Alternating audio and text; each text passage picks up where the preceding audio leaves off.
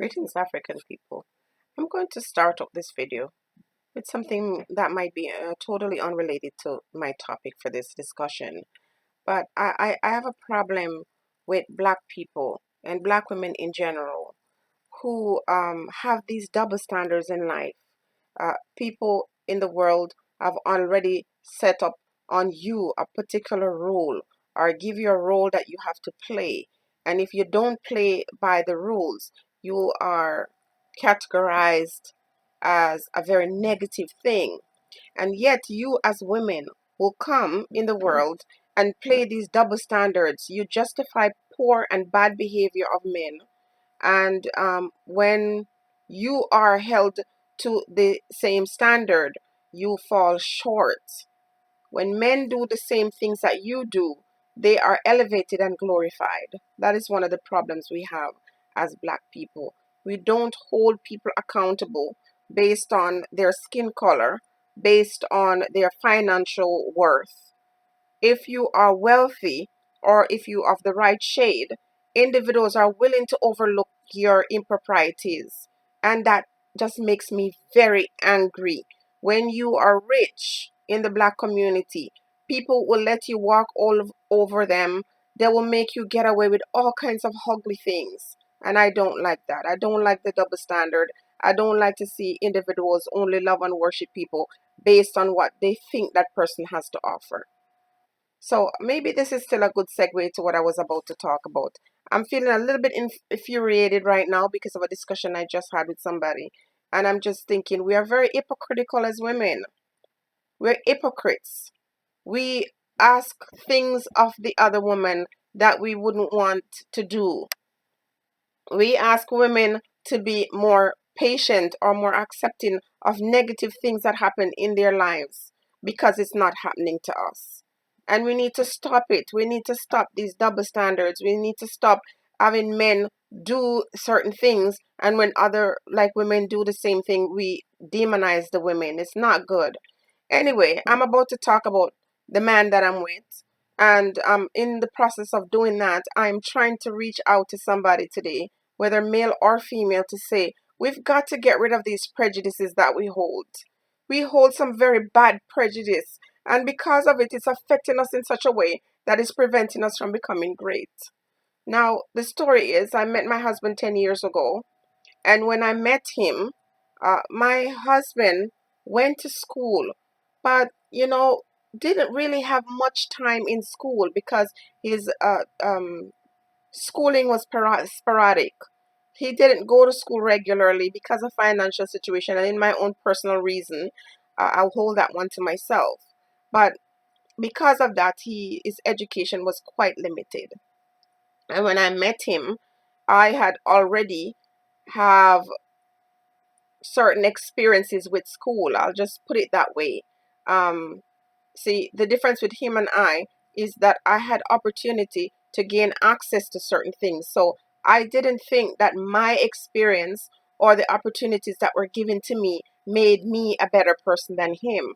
Don't get me wrong, I had my prejudice because when I started realizing that my friendship with him was becoming more than just a friendship, I had my doubts. And there were times when he would say to me, "You're such a nice person." And I would say, "Wait, I am not that nice," because in my head, I was questioning the whole idea of being with him, thinking to myself, this is not the package that I envisioned for myself. This is not who I thought I was going to be with, based on, you know, um, superficial things. But I worked those things out because I'm always connected to the divine. And when I hear things and feel that this is the will of God for my life, I do not, stray left or right, but fully center myself. And so this man that I decided to marry did not have formal education, barely had really, experience with school. He went to school, but like I said, sporadically.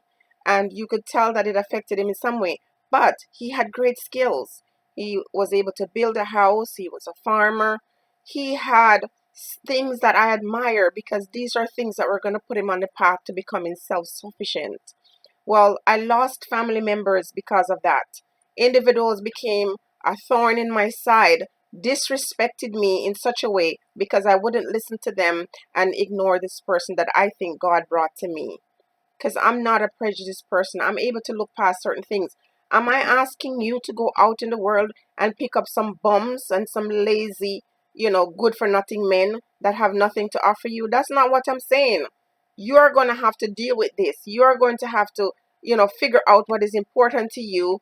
And if somebody comes into your life and you're guided by spirit, it's up to you to obey or not. I was at the point where I couldn't afford not to find out where this was going because the evidence was there.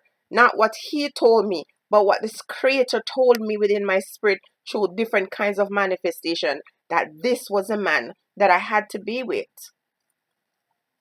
And one of the things that I feel very proud of is that I didn't allow my prejudice to interfere with what was ordained to be. And so let's talk about that man. He migrated to Canada, and before he came here, I was thinking to myself, how is he going to cope? He's just this country person. He's not used to being out of this small little community. He's not exposed. There were so many things that I introduced him to, so many things that he didn't know about, so many things I had to teach him, so many things I had to show him. I did it with love, but sometimes in the back of my mind, I was thinking, am I doing the right thing? Someone who is this protected, who is this sheltered, can they handle themselves when they go to a big place like the country that I live in? How is he going to cope with the weather? How is he going to deal with this? How is he going to handle that? But I just let go and I let the Creator do. And let me tell you something. Today I want to share some things with you. This man who barely had any education, barely had any experience with schooling, came to this country and blew my mind. I want to cry, people. This is something that it teaches me something. It teaches me that we have to stop limiting people. We have to stop looking down on people because they're poor, because they're not handsome, because they are, what society love and embrace. So quick, we always are so quick to accept those who are beautiful, to accept those who are rich already. Because oftentimes we're not thinking, is this person a man or woman of character? Is this person someone we can depend on? Is this person exhibiting, qualities or tendencies that can make you say, wow, I am inspired? We're not doing that. We're just looking at the superficial things, and oftentimes the ones most beautiful, the ones more rich, are like dirt bags. They have no character, they have no integrity, they have nothing for us to respect and admire. We are just so convinced that they're good because of the money that they hold. Meantime, these people are dirt bags. I don't know what else to say. Now, this man that I am married to surprised the heck out of me, because while I encouraged him and often say, oh, it doesn't matter, you didn't get the experience, it's not your fault. I don't care about that. I just care about who you are as a person. I spent so much time encouraging him. And when I heard a little thing with his self-esteem going on, saying, I'm not a great reader, I'm not, I always try to say, that doesn't matter, man. You're this way because you didn't get the opportunity. And I feel proud of him today, and I feel proud that I didn't allow my fear and my prejudice to hinder this guy. I encouraged him when he came here. He has the aptitude for learning. He wanted to learn, and that's what matters. Look at the person's ambition. Look at what they do with what they have, and that will determine who this person is, because there are individuals who have a lot and they're still bums.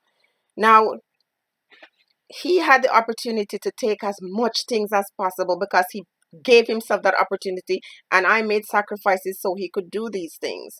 And time again, he never had a license in Jamaica. He didn't know how to drive, even though he's an older guy, because those things are expensive. But when he came here, one by one, he had these goals and he just checked them off. And, I'm proud to say that, these are certificates that he's gotten since he came here, different certificates of courses that he has taken. The guy said, who says, I don't read well. The guy who says, oh my gosh, I don't like to read. Sometimes I say that to him, you need to go and read. You don't like to read, and he's had to go through tons of material to do tests, and every single time he's put in these positions to go and do these tests, I'm thinking at first, oh, I don't know if he's gonna handle it. He surprises me time and time again. You know, I am so proud of you. It brings tears to my eyes. I know you're gonna see this eventually, but you have taught me the greatest lesson about prejudice,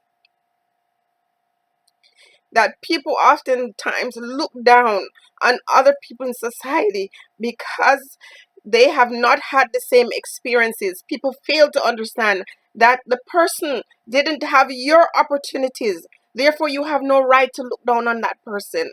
And should that person be removed from that environment, they might come and do so well. So you, this person who have been disrespected so many times by people in my family, people who thought you were not good enough because you were not rich, or because in their eyes you were not good enough for me, you have shown me that I was on the right path and that we should not limit anybody. I wish nothing but success for your life. I have prayed this prayer and I've asked the Father to broaden your territory because of how people disrespected you, how I had to watch you, feel hurt about things that people have said about you. You have made me very proud, but more than anything else, you have made yourself proud.